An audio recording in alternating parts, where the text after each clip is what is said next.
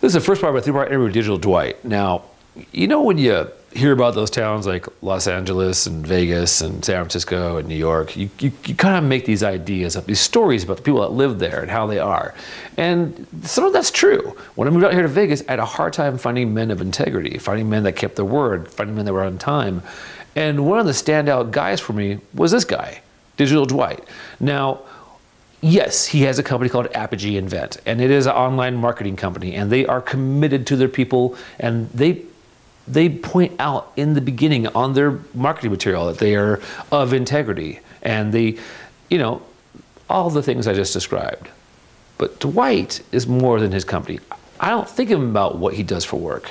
When I think of him, I think of the parties I've gone to, or Burning Man, or the Dancernauts, and, you know, like, I think of laughter and smiling and upbeat, you know, and a guy who really cares, and a man who cares about you, or who's full of gratitude. He started a Facebook page about gratitude for, you know, geez, this guy is a really nice, awesome human being, and he's a man of integrity.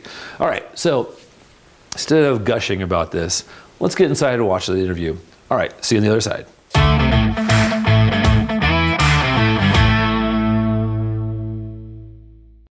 Welcome to Three Steps. This is Dwight.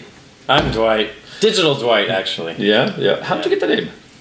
Well, you know, I have to admit, it's a nickname that I mostly gave to myself, Digital Dwight, but it rolls off the tongue, and it helps define who I am, and bring me above just a standard Dwight, I suppose. Tell the audience who you are, what you're about, what you do, what your life's like.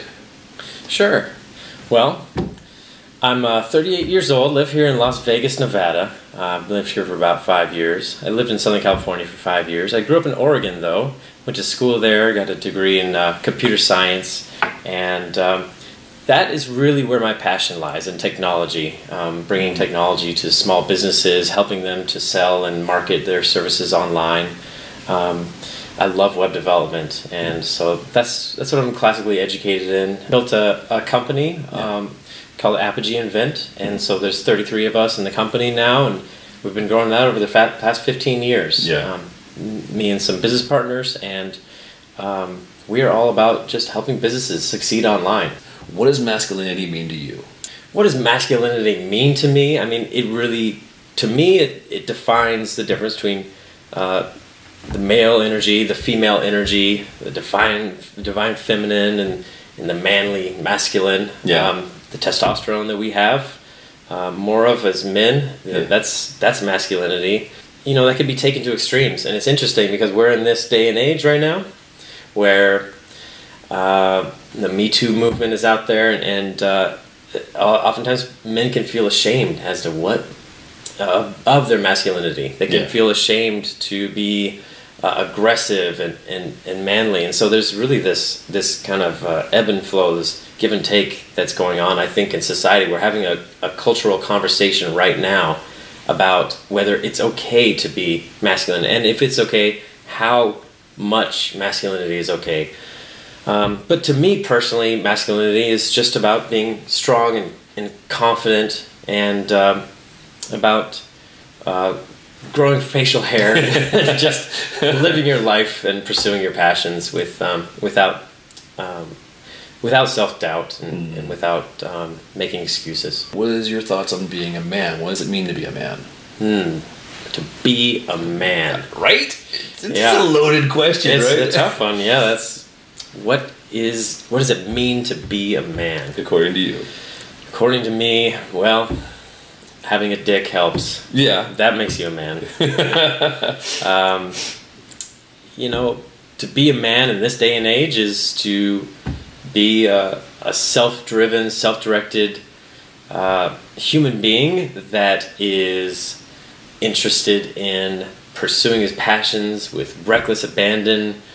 To be a man is to be, in my case, a straight man that is passionate about women and in love with the feminine energy and treats women well and loves being surrounded by sexual and flirtatious female energy. I like that kind of thing.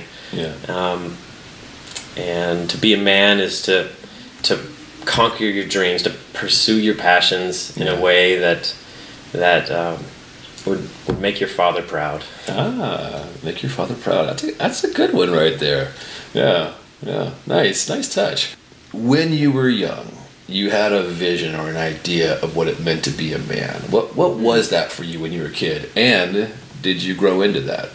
Well, I remember when I was in 4th grade, making or coming to this realization. I had a father and I had a stepfather, and both of them were pretty involved in my life. So I had 2 fathers, and I remember making that realization in 4th grade that both of them were flawed human beings. They were amazing men in some ways, and really had a lot of flaws in other ways, and opposite flaws in some ways. Yeah. One father was very good with money and very intelligent and very knowledge driven and a very good businessman, but socially kind of lacked in some areas.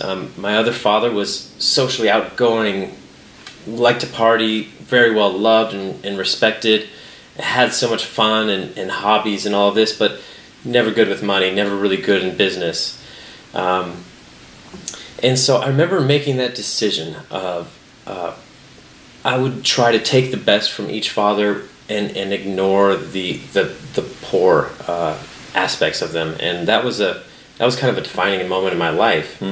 And I feel like from that point forward, because it's a defining moment when you realize as a son looking at your father, he's just a perfect individual up to a certain point. And for me, that was 4th grade, and from that point forward, I've been, I think, growing into that. Trying to learn from both of my fathers, but then also learning from everybody that I surround myself with. I feel like I can really learn something from anybody, and I try to approach every conversation that I have, even the most random stranger on the street. What can I learn from this person? What can I emulate from them? Another final thing that I would mention is this concept of emulating people and learning from people in a way that makes it look easy. So if you think of Olympic athletes, one of the things is if you see an amazing Olympic gymnast or skier or something like that, they flow and they're so good at what they do, they make it look easy because they've done it so many times and they're just so in tune with it. And it's something incredibly difficult. Yeah. But they make it look easy, and I feel like that is really something to be emulated, and so I take great pride, and I feel very complimented when somebody says, Dwight, you really approach this situation, you solve this problem, or you socialize with these people, and it just looks so easy for you. And I think, that's actually where I want to be. Do you feel like you grew into that man that you wanted, the man that balances business and play? Good point. Yes. So business, play, work hard, play hard. I do feel like that's a motto in my life, and I do feel like that I'm on that path, but I never feel like I've grown into that man, and I don't think I ever will. I think it's really important, as I mentioned earlier, not to be complacent and not to feel like you've arrived. I think it's really important to just continually strive and to be grateful for where you're at, but to never feel like you have accomplished. There's always more that you could be doing. There's always somebody better than you. Not that it's a competitive thing, but there's so much more that you can be doing if you are striving for it. If you feel like you haven't made it, if you feel uncomfortable with your level of success, then you will inherently, I think, achieve more success than if you feel like you've made it. Did you ever have that I'm an adult moment? I'm an adult. Not particularly. Mm-hmm. I was mostly raised an only child, and I was always surrounded by adults growing up. And I've always felt fairly mature and adultish, even from a young age. And I think a lot of that is attributed to my mother. She never really baby talked me, and she never gave me any excuses as to excuses that I could use just for being a child. It was always, she would treat me like an adult, and she would expect me to act mature, and I think I did. for a long time, and so I don't remember having that defining moment. That I'm an adult, but I do feel like I do have a certain level of maturity, maybe, that I've been cultivating and adding to. My whole life. Did you ever have an "I'm a man" moment? I had a certain level of physical adversity, I think, growing up.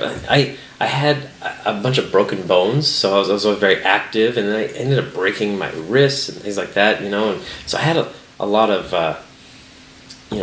pain, acute pain in certain circumstances.